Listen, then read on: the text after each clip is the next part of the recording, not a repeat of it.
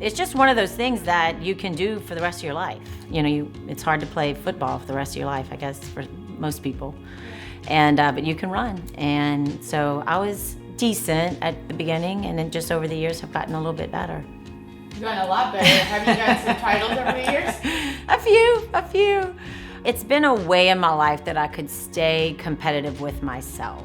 And that feeling of just being strong is very appealing to me. For me, it's just a way to stay engaged, and it's just fun.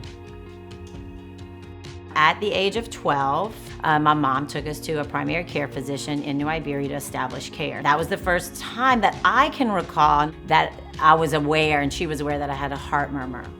And so I had the echo and was diagnosed with mitral valve prolapse. No limitations. I was a very active child. It gave me no trouble. So much so that I would forget to mention it when running through a health history with physicians. But I would say it was 2017, Dr. Angela Snow, who's my current primary care physician, she heard the murmur. She said, okay, well, just since you're establishing care with me, why don't we go ahead and do another echocardiogram? And so I went, still looked very good, no regurgitation. It was there, and basically the cardiologist at that time said, look, you're very active, so if ever you notice anything different, then call me. Otherwise, I'll see you in 5 years. Great, sounds good. So left and didn't really think twice about it until October of 2019. My husband and I were actually going to an LSU football game and just started to feel like I had fever. Being a mom, I'm just kind of used to powering through, and it was a fever. I was just gonna get through it. It was gonna be fine. I just needed to work its way through. Well, my husband, he wasn't real comfortable with me powering through, and I think Dr. Snow wanted me to come in. Now, there's a rating scale for heart murmurs, and when she listened to it that day, it was rated much more severe. She said, I think you might have endocarditis.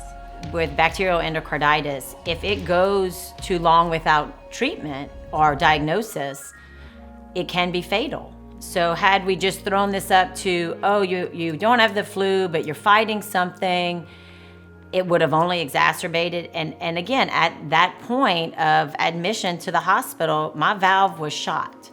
So had I gone another week, 2 weeks, who knows how long it would have taken, it would have not been good. So that component of establishing that care was so vital to my experience, because that expedited learning the diagnosis, figuring out the diagnosis. Had I not had an established physician, the only other option would have been to go to an urgent care, which I did. And the physician there treated me as she should have. But with the history of my experience with my primary care physician, she knew that I had the murmur. She knew when she saw those dots on my fingers, which, by the way, many other physicians have told me they've never seen in their whole career, but it's one of those textbook symptoms that you read about. But had she not known what was going on, that I'd had this murmur and this prolapse for years, that connection may have not happened. She might have glanced over that and thought, oh, she just smashed her finger in the door. So having that history with Dr. Snow, her knowing my care, I've been seeing her for 3 or 4 years prior to that, knowing what was going on, certainly expedited figuring out the whole equation. So to me, it was absolutely vital to have that relationship.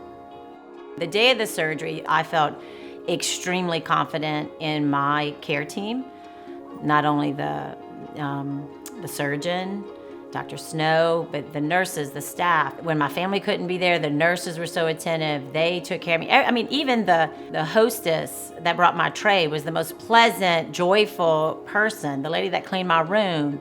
I mean, every person in that I interacted with in that 3 weeks only made my experience and my recovery better because of what they brought into that room every day. To me, that made all the difference in the world.